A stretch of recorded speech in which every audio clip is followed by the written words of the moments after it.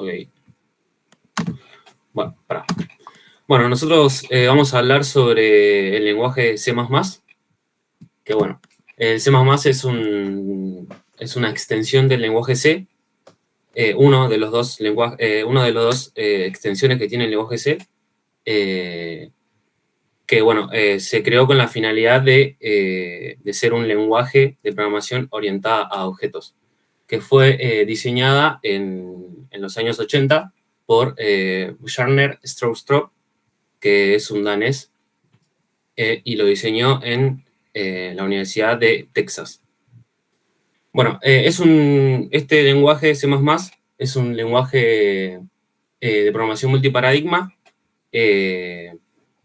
ya que utiliza tres tipos de multiparadigma de programación, que es la programación estructurada, la programación genérica y como nombré con la finalidad, la programación orientada a objetos. La programación estructurada se basa en mejorar la claridad, la calidad y el desarrollo de los programas en los equipos mediante subrutinas y tres conceptos básicos de control, que es la sección, la secuencia y la iteración. Después tenemos el otro paradigma, que es la programación genérica, que esta, bueno, trabaja con los algoritmos más que con los datos, y al trabajar con los algoritmos pretende generalizar las funciones del programa y que puedan ser utilizadas varias veces en el programa. Después tenemos, bueno, la que es orientada a objetos, que la programación orientada a objetos se basa en crear programas que se orienten o se organicen mediante los datos u objetos, como bien dice su nombre. Después tenemos compatibilidad con bibliotecas, que la compatibilidad con bibliotecas hace que este lenguaje tenga una manera de programar más fácil, ya que en dichas bibliotecas contienen funciones que facilita al programador o al que desee crear un programa en este lenguaje. Bueno, después tenemos el orientado a objeto como característica, que bueno, ya lo expliqué, que es una manera de programar que se basa en la orientación a objetos y datos, más que funciones y algoritmos. Después, funciones y lógicas, disculpe. Y después tenemos que es un lenguaje de alto nivel, que un lenguaje de alto nivel se caracteriza por por tener a los algoritmos en un idioma más intérprete para un humano, comparado a un, no sé, el lenguaje assembler o un lenguaje de alto nivel que utiliza unos y ceros y no palabras como los del lenguaje de alto nivel. Después tenemos que es un lenguaje compilado. Esto quiere decir que este lenguaje, antes de ser ejecutado, se debe traducir al lenguaje máquina, que es interpretado por la computadora, y esto permite tener un mayor control y mayor rapidez y potencia a la hora de ser ejecutado, y tener un control del hardware en donde se está ejecutando el programa. Bueno, esto va también de la mano con que es una ejecución rápida, ya que comparado con otros lenguajes que son intérpretes, este lenguaje se compila, y una vez que se compila, se ejecuta. Y un lenguaje intérprete va, como bien dice el nombre, va interpretando cada línea y se va ejecutando cada línea. Después tenemos las aplicaciones y uso de este lenguaje. Bueno, como se puede ver ahí, una de las aplicaciones es base de datos, que bueno, es un sistema de almacenamiento de gran escala, y uno de los más conocidos es el MySQL, que este lenguaje fue el que escribió ese sistema. Después tenemos los navegadores web que utilizan este lenguaje, ya que los navegadores web necesitan una rápida respuesta a la hora de imprimir por pantalla, y este lenguaje se lo brinda, ya que tiene una gran rapidez. Después están los sistemas operativos que son utilizados, por ejemplo, en Windows, en Linux o en MacOS. Y bueno, estos los utiliza por, bueno, también como es tan importante la rapidez de este, es lo que caracteriza a este lenguaje, lo utilizan por eso, por la potencia y por la rapidez que tiene de ejecutarse y de respuesta. ¿Iba a decir algo, profe? No, excelente, te iba a decir. Vamos muy bien. Si ve que miro para allá es porque tengo acá la pantalla más grande y estoy viendo. Está bien.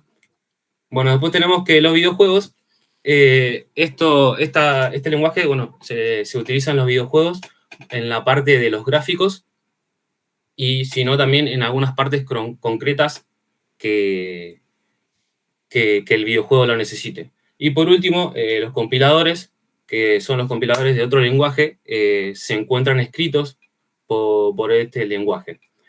Otra cosa cabe destacar que, bueno, también en relojes inteligentes, en máquinas de medicina, ya que como es un lenguaje que está bastante cerca del lenguaje máquina, esas aplicaciones que nombré de reloj inteligente y máquinas de medicina, los necesita, y este lenguaje de alto nivel es el que se encuentra más cerca del lenguaje de máquina, de bajo nivel, por así decirlo. Y después los dejo con mi compañera, Karen, que va a seguir hablando. Muy bien. Bueno, seguimos con el tema más o menos que venía contando mi compañero de las empresas, en realidad de los programas que usan C++. Ahí como están a dispositiva algunas, por ejemplo, Amazon, Microsoft, Google, Facebook. Google, por lo que estuvimos investigando, una parte del código, que es la parte del navegador de Google Chrome, está hecha con C++. Otro que nos pareció un dato interesante, que una versión del Minecraft, el Bedrock, también está hecho con C++. Y hay una herramienta en Google que ayuda a compilar el lenguaje escrito y facilita bibliotecas, más que nada para que sea más sencillo escribir el código, ya que es un código que es difícil de aprender y tiene muchas cosas, facilitan bibliotecas, que es un entorno de desarrollo integrado. Algo a tener en cuenta de este lenguaje es su tiempo de ejecución, que se conoce como runtime también, que es el proceso desde que el programa empieza hasta que termina corriendo en una computadora. Hay una función que tiene C++ que se llama clock, que uno puede llamar a esa función y te dice la cantidad de tiempo que tarda en ejecutarse. Todo esto siempre basado en que el código C++ cuando se ejecuta es rápido. Entonces se mide, el programador tiene que medir el tiempo de ejecución y la memoria para que sea más óptimo. Esta medida, este tiempo, en realidad se llaman ticks, que serían 10 millones de ticks, que equivalen a un segundo más o menos. Y cuando vos pones esta función clock, retorna el tiempo de ejecución. También algo a tener en cuenta es el tiempo de compilación o compile time, que es el periodo en que el programador empieza a compilar hasta que el archivo ya queda en un archivo ejecutable para poder usar en la computadora, sea de código fuente a un código objeto.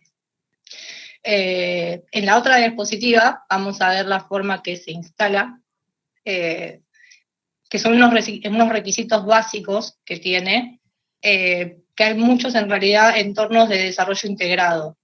Siempre y cuando los requisitos y la computadora dé, se puede descargar como el Visual Studio, el CodeLittle o el Dev C++. Ese es el que yo investigué un poquito más porque me interesaba, porque tiene un compilador integrado. No todos, como es un lenguaje que es de compilación, necesita a veces una herramienta externa para, una vez que tengas el código fuente, pasarlo a código objeto. Por ejemplo, el D++ tiene muy pocos requisitos y en realidad es un lenguaje que se puede programar en casi cualquier sistema operativo bajo, estamos hablando de un Windows 2000 o algo, se puede también hacer. La única diferencia es que no va a rendir o no va a funcionar de la manera más óptima. Hay varias versiones del C++. A cada versión se le da el año en que fue lanzada, en que fue publicada. Por ejemplo, ahí tenemos 98, 2003 sería 03, 11, y la última conocida que está estandarizada es la 17. Hay una versión que está, la 20, pero todavía están en desarrollo. Dentro de estas versiones hay algo que es repetitivo, que son las variables, que es la variable global y la variable local. La variable global es una variable que está definida fuera de una función y se puede usar en todo el programa. No importa en qué sentencia la llames, está disponible siempre con el mismo valor y está visible. En cambio, las variables locales solamente cumplen su función dentro de la función. Una vez que están definidas, se puede llamar y duran lo que dura esa función. No está visible en el resto del código. Son dos diferencias para tener en variables, depende cómo se defina. Todo esto siempre va con que el C++ tiene un consumo de memoria reducido, que en realidad el programador tiene que definir la cantidad de memoria que se le va a dar a cada variable, y esto entre variables locales y globales tiene mucho que ver, porque una local tiene un tiempo de duración, en cambio una global está durante todo el programa. Bueno, los archivos estos, los datos de las variables, se almacenan en archivos de símbolos, que estos archivos de símbolos son importantes, una vez que tienen los datos, para llevar un proceso que se llama depuración. La depuración es una parte post escribir el código para poder ver errores o diagnosticar fallas. Para eso se utiliza un programa que es un depurador, que ayuda al programador a ver si hay algún error en el programa, y cosa de que esté todo bien, ahí pasa a compilarse.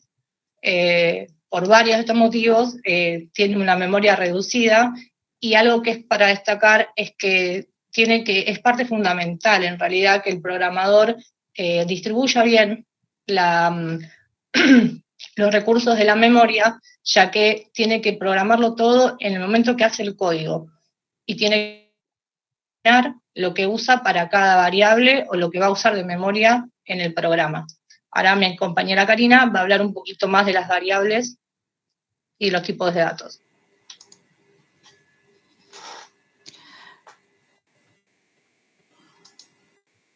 Bueno, a ver, espere que estoy viendo si se me prende no se me prende la cámara. Excelente, Karen, hilaste muy bien un tema con otro tema. Ahí estás, ahí te vemos, Karina. Ahí está. Bueno, yo voy a ampliar un poquito lo que estuvo hablando Karen acerca de justamente de las variables. Hay que tener en cuenta dos cosas importantes antes de hablar de una variable, que el lenguaje C++, tiene a la hora de tomarla.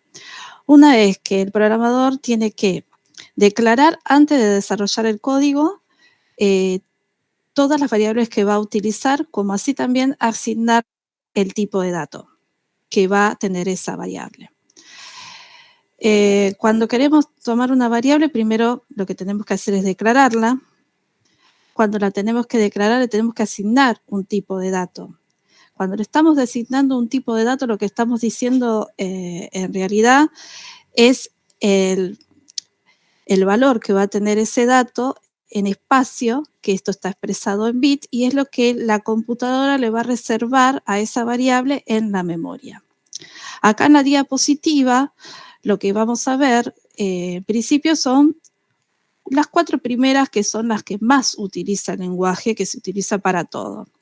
Por ejemplo, la que decimos en valor entero, se la designa con el nombre int. Ahí tenemos un ejemplo de cómo sería el comando, que sería int, la variable t, y el valor que se le va a asignar. Y y el tamaño que tiene esta variable es de 32 bits, le asigna 32 bits, de los cuales, sin embargo, esto se reduce porque la divide a la mitad, lo que es mitad para los que son números negativos enteros, y la otra mitad para lo que es el 0 y los números positivos. Después tenés otra que se llama punto flotante, como estamos viendo ahí, que es el float, que en esa se le va a asignar a todos aquellos valores que tengan decimales. Como estamos viendo ahí, en la sentencia es float bit, en el ejemplo es pi es igual a 3,14. También tiene 32 bits. Y también se ve reducido por el tema de los signos, algunas veces, sin embargo, también está reducido, y también por la exactitud de los dígitos que están posteriores a los decimales, que serían de 7 dígitos aproximadamente, que es lo que está tomando. Después tenés el de carácter booleano, que es el bool, que tiene un valor de 8 bits, tiene un espacio de 8 bits, y no tiene mucha variedad, más que nos va a tirar si es verdadero o falso, o sea, si es true o false. Y después tenemos el char, que es de carácter, que como está en el ejemplo, por la sintaxis char, letra igual a C, que también tiene 8 bits, en este caso. Existen otro tipo de variables, como estamos viendo ahí, que se usan más que nada para casos especiales. Por ejemplo, el short, que se usa para los enteros, en este caso es para reducir, en caso que no necesite tanta cantidad de bits, poniendo en la secuencia short, estamos designándole 16 bits al tipo de dato de entero. Tenés el long, que también es para un entero, que en este caso lo está duplicando el tamaño. Y si no, tenés el double, que es utilizado para los valores que son decimales, que también tiene el doble de capacidad, que es de 64 bits. Lo positivo de todo esto, lo que puede ser, que podemos sacar de acá, es que a la hora de programar, como nosotros tenemos que declarar antes de realizar el código todas las variables que vamos a utilizar, si nosotros conocemos o tenemos los datos de todas las variables que vamos a utilizar y qué tipo de datos tiene asignados estas variables, el programador con una simple cuenta lo que puede obtener es el espacio que va a requerir la ejecución de ese programa. Y yo acá hice un pequeño ejemplo, que espero que me sigan porque no lo tengo acá anotado, pero lo podemos seguir con los datos que tenemos acá. Si, por ejemplo, si declaramos, por ejemplo, 100 variables de valor entero, int, que tiene 32 bits, ahí ya vamos a tener 3200 bits. Por ejemplo, si tomamos 50 variables de tipo carácter, ahí tenés otros 400 bits más. Y podemos tomar 20 variables de la que es double, la cual eso nos da 1280 bits, donde la suma de todo eso nos estaría dando 4800 bits. Que si esto lo pasamos a byte, lo que me estaría diciendo es que la ejecución del programa me estaría ocupando un espacio de 610 bytes. Eso es lo que un programador puede tener en principio idea de cuánto es lo que le va a requerir de espacio ese programa que va a ejecutar posterior. Después, en la próxima diapositiva, vamos a ver un poquito el tema también de la sintaxis que tienen que tener las variables. Acá estamos viendo palabras reservadas, que justamente lo que nos está diciendo es que no podemos tomar ningún tipo de variable con ese nombre porque las palabras reservadas son justamente las que el programa utiliza para realizar su ejecución. Y debajo puse un par de identificadores válidos y no válidos, que es lo que toma o no toma como válido a un nombre de una variable. Principalmente lo que se tiene que tener en cuenta, que no te toma como válido, es que ninguna variable no puede tener ningún número adelante, ningún carácter, ningún signo, porque eso no lo toma como válido. Sí puede tener, como estamos viendo acá en el ejemplo, que pueda decir A1 o nombres, todo en mayúscula o minúscula, o una palabra seguida de, como dice ahí, sueldo base, que está unida con el signo, guión bajo, sí, se me fue, perdón. Después, como todos, como otros lenguajes, mejor dicho, tienen los operadores aritméticos, como el más, el suma, la división, el resto, que es el signo que vemos como el porcentaje. Después se designan los de designación, por ejemplo, como el igual, que asigna el valor el de abajo de todo, que es el que asigna el valor a una variable. El igual, que se identifica con dos igual, bueno, distinto, mayor, menor, mayor igual o menor igual, que en este caso no está acá anotado, pero también lo toma.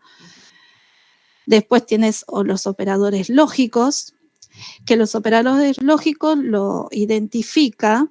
Yo abajo puse un ejemplo de cómo sería su sintaxis a la hora de colocarlo. Tenemos el AND o el I lógico, que lo identifica con ese carácter que se llama ampersand. Y el de abajo, que sería el OR o lo lógico, que en realidad eso es una doble barrera que se llama pleca, que no está en el teclado, no lo tenemos en el teclado. Pero eso se logra haciendo con el AL 124, se obtiene la barra en forma vertical. Y un ejemplo, por ejemplo, que puse ahí, cómo se utilizaría, ahí tengo cómo quedaría, ¿no? La sintaxis. Por ejemplo, ahí tenemos una variable que se le ha declarado un tipo de dato bool, que en esa variable, por ejemplo, dice que si 4 es menor que 6 y 3 es mayor o igual a 3, bueno, y va a ejecutar, que en este caso va a tirar un valor true, porque realmente se está cumpliendo. Como también el ejemplo de abajo, que está usando el operador lógico OR, que a pesar de que una de las funciones no se cumpla, va a dar verdadero, porque con que se cumpla una, con el operador OR, con que se cumpla una de las opciones es verdadera. Y también tiene estructuras de control. Las estructuras más utilizadas es el if condicional, que justamente es que si sucede tal cosa, va a arrojar, va a ejecutar algo por la parte verdadera u otra cosa por la parte falsa. Tiene el Swiss case. El Swiss case es como un ejemplo, podríamos decir, cuando tiene que evaluar más de una condición. Se utiliza el Swiss case. Nosotros que estuvimos viendo mucho o estamos estudiando el Python, sería el elif que nosotros conocemos. Cuando tenemos más de una condición lógica que evaluar, se utiliza el Swiss case. Y después están las repetitivas, que es el while, el mientras, que sería mientras que suceda tal J, ejecuta lo que uno le quiera ejecutar, el programa que quiera desarrollar. El do while, que sería la inversa al while, empieza ejecutando y después analiza la operación lógica. Y el for, que va a ir ejecutándose hasta que su condición deje de ser verdadera y salga del bucle que está haciendo. Y otra de las cosas que también puede tener parte de la sintaxis, que lo vamos a estar viendo en la próxima diapositiva, es tener en cuenta el tema de la entrada y salida de datos. La entrada es, por ejemplo, y las salidas, acá estamos viendo, por ejemplo, cómo es la sentencia que se da para una entrada, se identifica con la letra C y la abreviatura de la palabra input. Y la sentencia se da con el signo, con el doble signo mayor, que ahora después lo vamos a ver en el ejemplo que pusimos ahí al costadito. Como también la salida, que es lo que uno va a ver, que también se identifica con la letra C, y la abreviatura de output, y la sentencia es al revés, el signo menor, el doble signo menor. Y a la hora de, bueno, acá el ejemplo que estamos viendo acá, es importante que aclaremos, antes que nada, que siempre que vaya a haber una operación de entrada y salida de datos, es importante tener en cuenta de llamar a la librería que se llama IOStream, que es una librería que abarca todo lo que es relacionado a la entrada y salida de datos, seguida de una línea que se llama la que tenemos abajo, que es Using Namespace STT, que es estándar, en realidad lo que significa esa palabra, que esto es debido a que para el uso de strings se necesita poner esa notación en particular. Eso es lo que necesita el programa sí o sí cada vez que haya una entrada o salida de datos. Después llama la función inMain. inMain es la función principal, es la que le va a indicar al compilador donde empieza a ejecutar el programa. La ejecución del programa siempre va a estar entre dos llaves. Todo lo que vaya a ejecutar va a estar dentro de cuando se abre la llave, todo el código, y donde cierra la llave es donde indica la terminación de esa ejecución. Bueno, acá hace la llamada de string, que es una cadena de caracteres que la está llamando tenemos una salida de un dato donde le está solicitando al usuario que escriba su nombre. En mi texto va a estar guardando el nombre que va a estar ingresando el usuario y este le va a devolver tu nombre es con el nombre que el usuario haya ingresado. Y por último, lo que dice System Pause, lo que está haciendo es porque cuando uno prueba este tipo, cuando uno lo va a probar, si no pone esa indicación, lo que hace es sale el programa y de esta manera lo que hace es que queda en la pantalla lo que uno quiere, lo que estamos viendo acá. Bueno, y ahora le voy a dar paso a mi otro compañero que va a ampliar un poquito más lo que son las funciones y las librerías. Buenas. Primero que quería comenzar, hola. Quería comenzar diciendo que es una función, que es un bloque de código que realiza una tarea específica o una serie de tareas relacionadas. Tenemos como, por ejemplo, sobrecarga de funciones, que es un concepto que te permite que tengas varias funciones que tengan el mismo nombre. Claro que siempre y cuando tengan listas de parámetros diferentes. Esto significa que pueden tener múltiples funciones con el mismo nombre. Pero en el compilador de C++ podría diferenciarlas en función de los tipos de datos que se pasen como argumentos. Esto es útil cuando cuando quieras realizar operaciones similares, pero con diferentes tipos de datos. Por ejemplo, puedes tener una función llamada calcular, que realice cálculos matemáticos, y dependiendo de si le pasas números enteros o números flotantes, la función realizará operaciones distintas. Todo bajo el mismo nombre, calcular.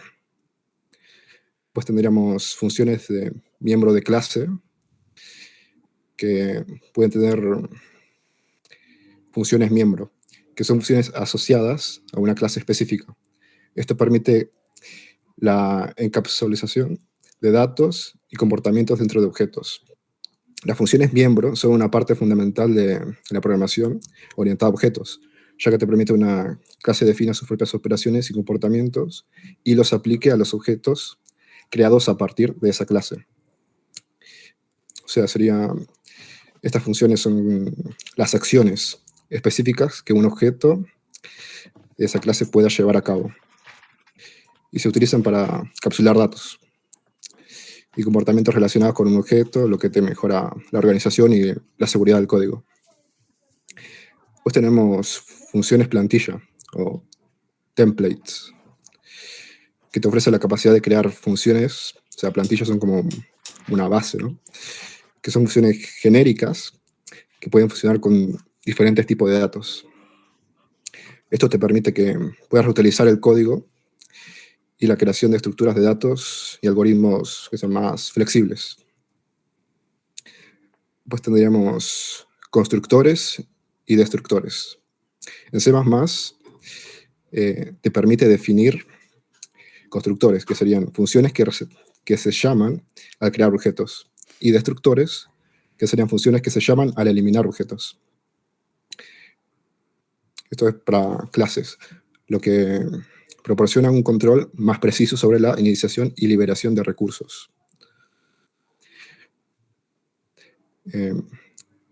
Una clase, lo digo para que normalmente no se va a entender si nombro clase sin explicarlo. Una clase es una estructura de programación que te permite definir un tipo de dato personalizado. Una clase es como un plano o una plantilla para crear objetos que comparten características y comportamientos similares. Ahora tenemos las funciones lambda, que estas surgen a partir de la versión de C++ 11 y versiones posteriores. Introdujeron las funciones lambda, que son funciones anónimas, que se pueden definir in situ, o sea, en el lugar.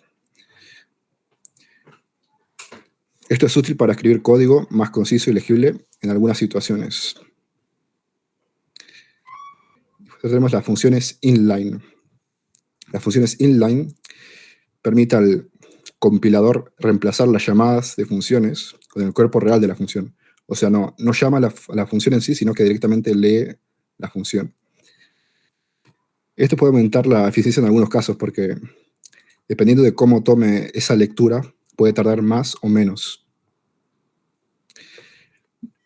Las funciones inline no es bueno usarlas mucho porque también puede ser contraproducente porque puede llegar a alargar los tiempos de ejecución. Ya tenemos funciones de manipulación de cadenas. C++ te proporciona un conjunto de funciones de biblioteca para trabajar con cadenas, como string, por ejemplo, que te ofrecen muchas operaciones de manipulación de cadenas de texto de manera más segura y cómoda en C. No solo el texto, pueden ser más símbolos, números también. Te da una flexibilidad adicional y te permite escribir código más versátil y eficiente en comparación con otros lenguajes. Un ejemplo podría ser, supongamos que querés un nombre completo y haces dos variables, nombre y apellido. Y usa la biblioteca string. Entonces, llamas a la función find, que es buscar, para buscar la posición del espacio en la cadena, o sea, nombre completo. Luego puedes llamar a la función subster, que es para sustraer esa información, o sea, el nombre incompleto, con el espacio agregado.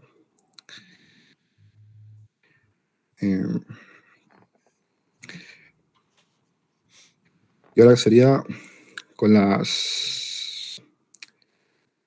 Bueno, estas son las funciones que yo entendí que fueron como más representativas. Hay muchas más.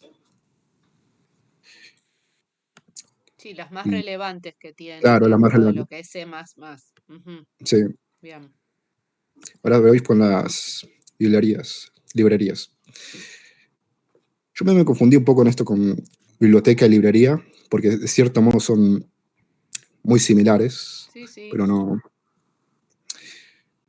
O sea, generalmente se refiere a un conjunto de funciones o clases que se reutilizan. Pero la librería es algo más general, mucho más amplio que la biblioteca. Sí, porque puede tener la combinación de 2 o 3 funciones también Claro. adentro. Un ejemplo sería de las más conocidas, STL, Standard Template Library, que es una librería más fundamental de C++. Proporciona una colección de plantillas y algoritmos que simplifican muchas tareas comunes en programación, como la gestión de contenedores, vectores, listas, mapas, etc. Y algoritmos de ordenamiento, búsqueda, manipulación de cadena y más. Y ahora voy a volver a mencionar el IOStream. Esta librería se utiliza, ya lo mencionó Karina, proporciona clases como Scene y Code, que te permite la lectura desde el teclado y la escritura en la pantalla de manera más sencilla. Es esencial para la integración entre el usuario y el programa. Tenemos como otra librería como CMAT. La librería CMAT se utiliza para operaciones matemáticas. Te proporciona funciones y constantes matemáticas, como las funciones trigonométricas, logaritmos, raíces cuadradas y otras operaciones matemáticas avanzadas. Son esenciales para aplicaciones que requieren cálculos matemáticos complejos. Tenemos Thread.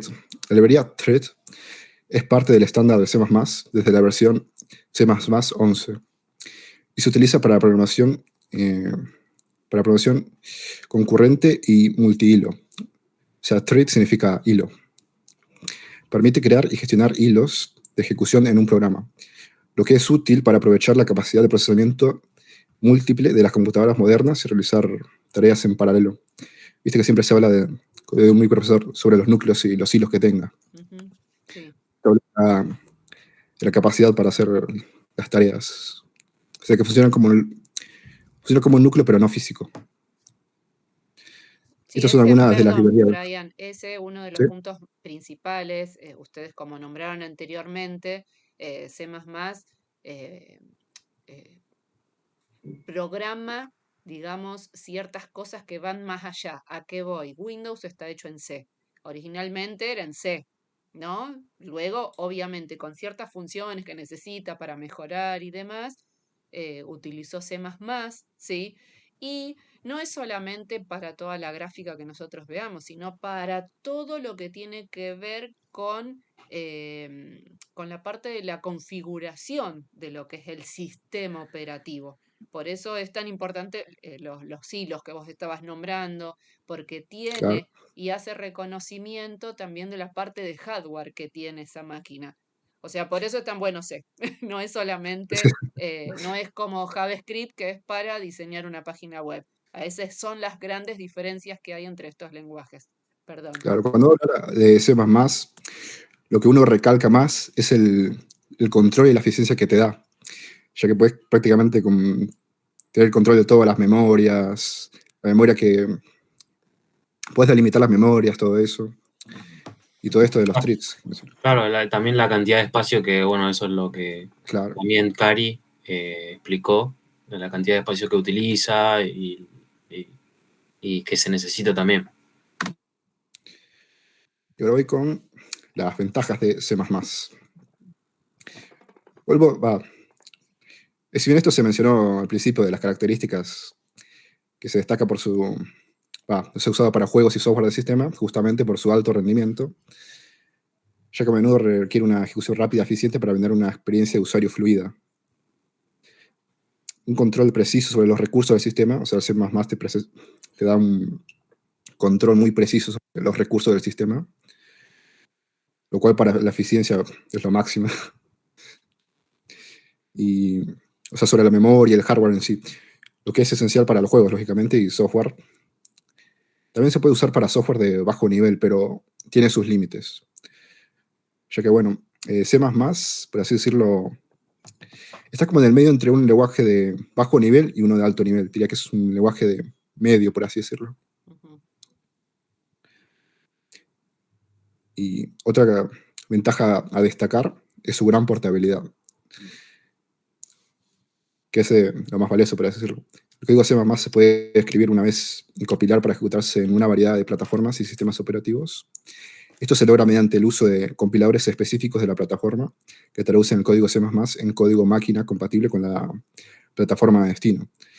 La portabilidad te ahorra tiempo y esfuerzo, y más que nada a los desarrolladores, a permitirles llegar a audiencias más amplias sin tener que reescribir completamente su código.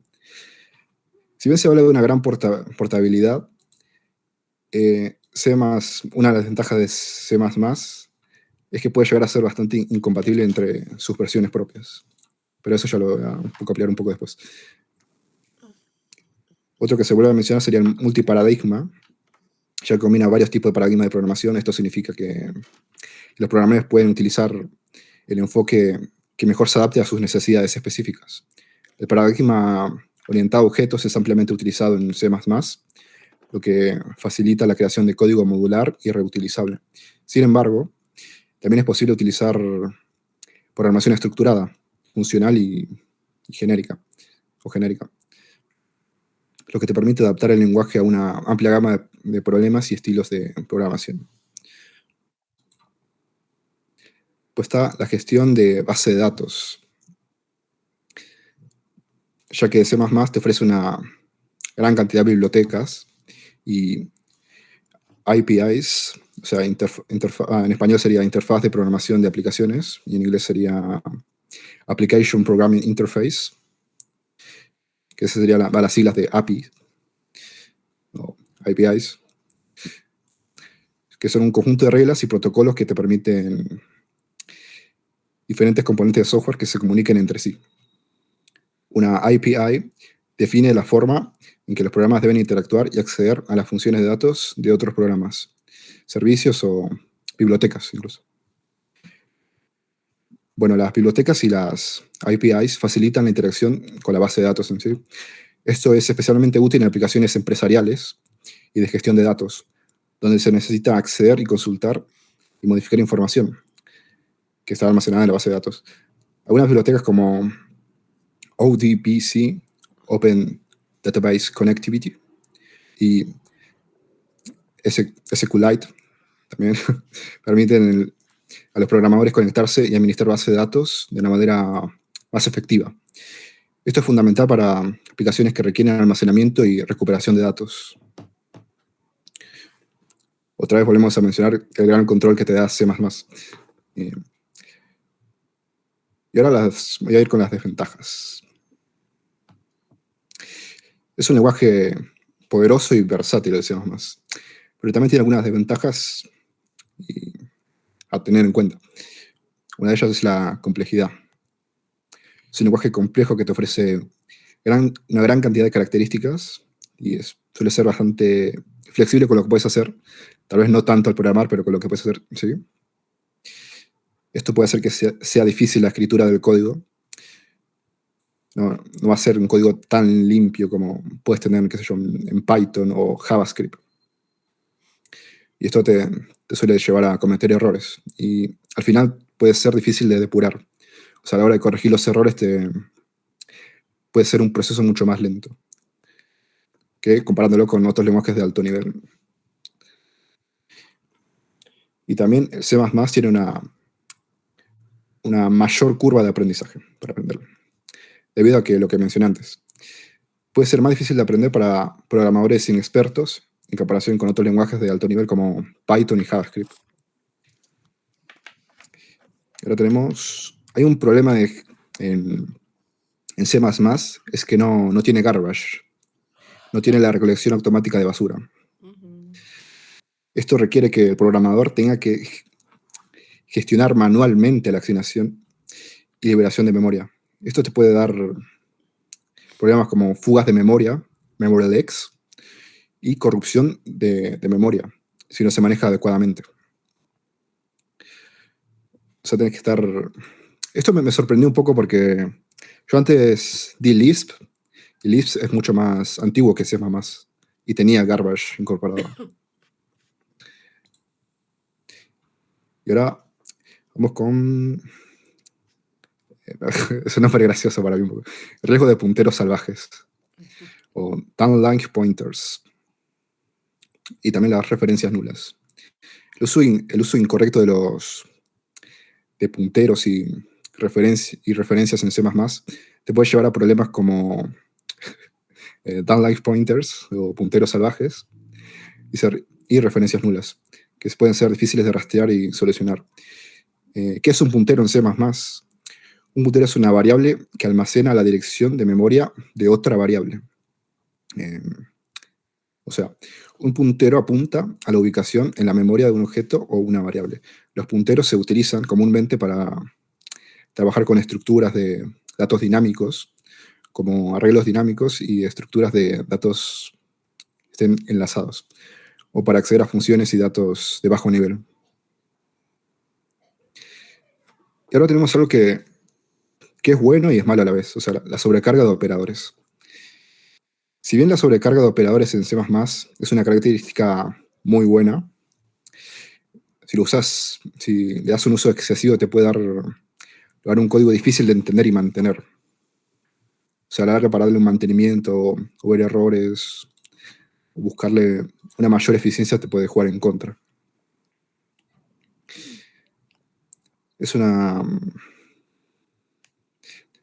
Te permite a los programas definir como los operadores estándar, como más, menos, multiplicar, dividir, igual, mayor, menor, entre otros.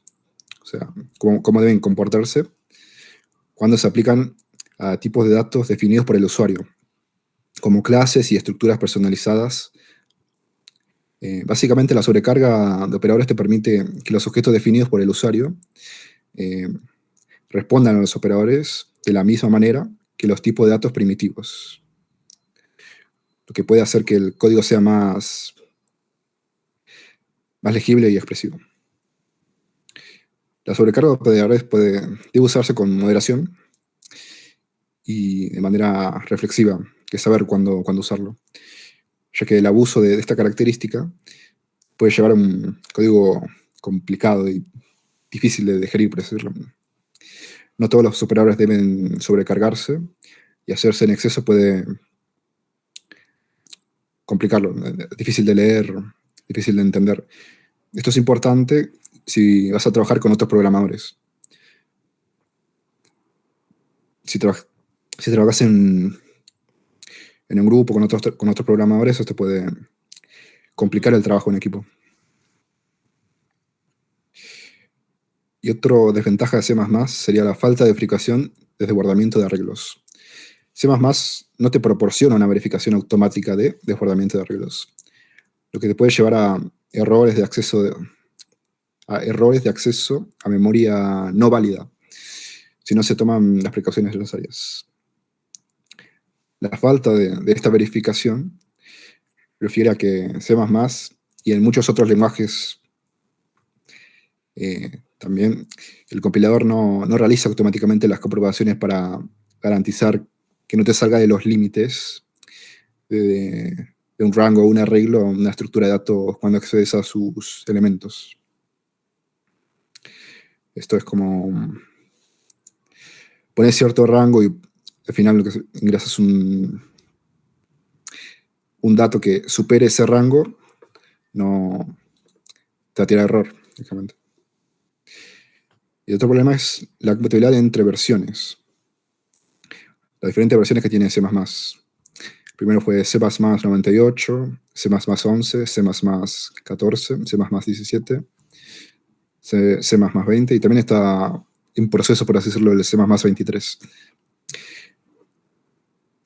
Este problema de compatibilidad se debe a introducir cambios y características nuevas que pueden no ser completamente compatibles entre sí, lo que hace que se dificulte la portabilidad del código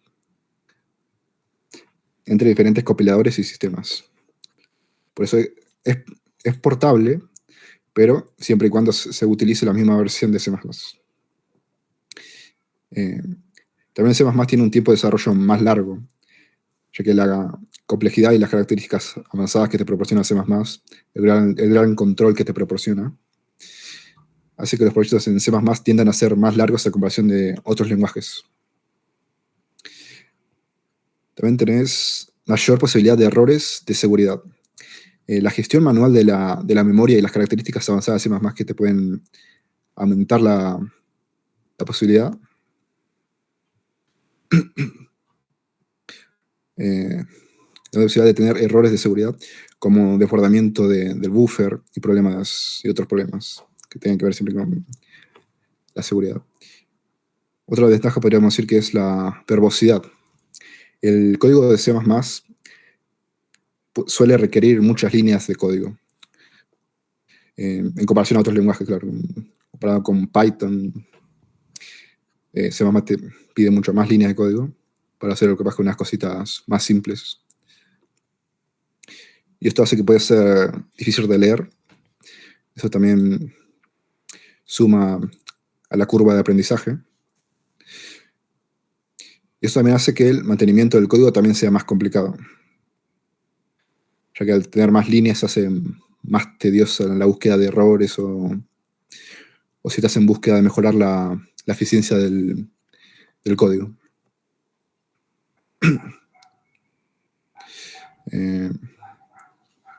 A pesar de estas desventajas, C++ sigue siendo ampliamente utilizado en aplicaciones donde el rendimiento y el control que te da tan cercano con el hardware que te da, pesan bastante. Tanto como desarrollo de sistemas integrados, desarrollo de videojuegos, aplicaciones de alto rendimiento. Dependerá de los requisitos y las restricciones del proyecto. ¿Sí? Creo que no se mencionó, pero el paradigma de programación imperativa de C++, al que pertenece, se centra en el uso de instrucciones para manipular datos y controlar el flujo del programa. Y más o menos, para cerrar, era entre ventajas y desventajas. Nosotros lo vimos como un código difícil de entender, eficiente, en cuanto al programador haga las cosas y pueda hacer el programa como corresponde, va a ser eficiente. Puede tener mucho error humano, pero si se trabaja bien y se hace bien el código, puede ser muy efectivo y muy óptimo. Claro, sí, eso también. Bueno, te da la libertad de controlar el guarda acá. Y ahí más quedó cerrada nuestra presentación. Bien. Ahí voy a detener la grabación.